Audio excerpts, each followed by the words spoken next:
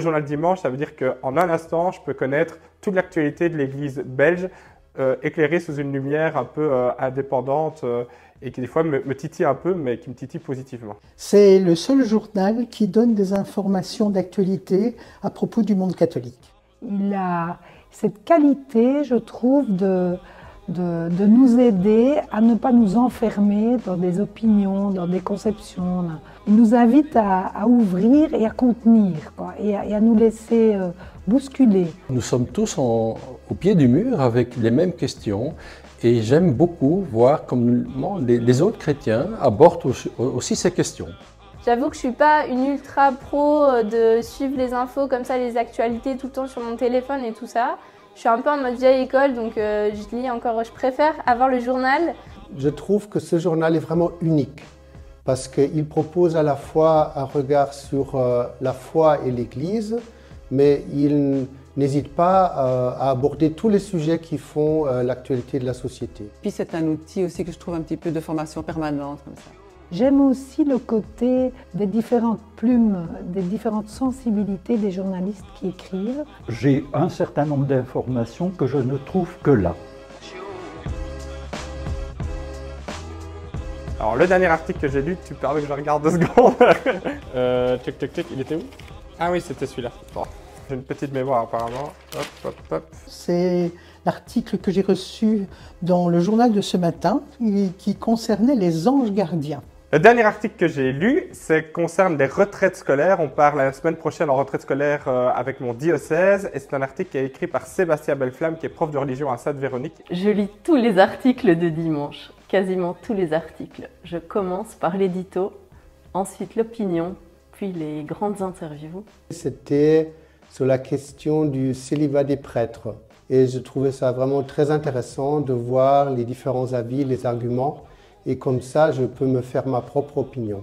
J'ai lu un article notamment sur la reine Elisabeth II, sur sa façon d'être chrétienne et de vivre sa vie en fonction de sa foi. J'étais surpris peut-être après la pause d'été. J'ai découvert donc les nouveaux numéros qui étaient arrivés. Et je trouvais que les thèmes étaient vraiment déjà très bien choisis et c'était vraiment un début en force après les vacances d'été. Il y a des sujets récemment sur plutôt des aspects, je dirais, progressistes un petit peu dans l'Église qui m'ont bien surpris, mais plutôt positivement aussi dans le sens où je suis contente qu'on puisse en parler librement dans les médias. La dernière fois que j'ai été déçue, c'est de ne pas recevoir le journal cet été parce que c'était les vacances de la rédaction. Le journal a tout à fait changé de style et de contenu. C'est intéressant parce que des fois, il ouvre le débat. Je dis bien, il l'ouvre, il ne le ferme pas, il ne le cadenasse pas. C'est un journal qui est davantage en prise sur l'actualité. Je trouve que le journal Dimanche est devenu plus incisif et heureusement, je trouve qu'il offre un regard critique. L'évolution actuelle du journal est excellente. Il y a des articles qui sont pas trop longs, sont intéressants, sont bien écrits. En plus des journalistes de Catobel, on s'enrichit de l'écriture d'autres journalistes extérieurs et ça c'est un des points forts pour moi. Et j'ai aussi remarqué l'évolution graphique, donc une belle mise en page, aérée, visuelle, colorée. Je trouve que les articles sont plus aérés, c'est beaucoup plus beau, c'est beaucoup plus fun. Je trouve qu'aujourd'hui le journal a surtout vocation de nous éclairer.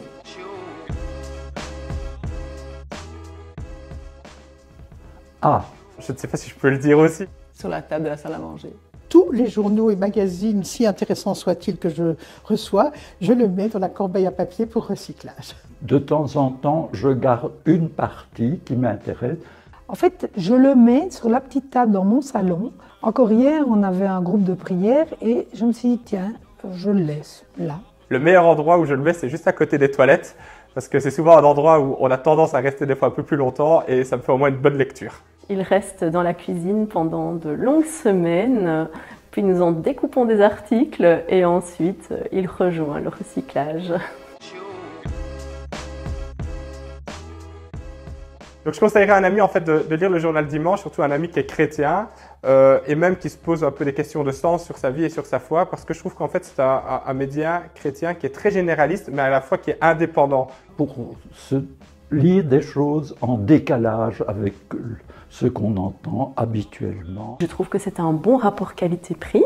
Parce qu'assez souvent, on me demande, tu ne connaîtrais pas un endroit où on organise des retraites? Et là, il y a un agenda tout fait qui évite des recherches fastidieuses sur Internet. Pour se laisser interpeller dans ses conceptions de la vie. S'il veut un peu découvrir l'Église au-delà des clichés qu'il peut avoir, s'il est loin de la foi, etc., bah, c'est un bon moyen de s'informer. Donc je trouve que c'est un journal très complet. Et si on n'a qu'un journal à lire dans la semaine, il faudrait vraiment que ce soit le journal dimanche. C'est aussi parce que ce que j'apprécie beaucoup, c'est le fait que... Le journal dimanche qui est arrivé. Attendez, je suis en interview, là, c'est pas le moment. Ah ok, désolé. Mais quoi, on peut voir? Waouh, il est trop bien cet article!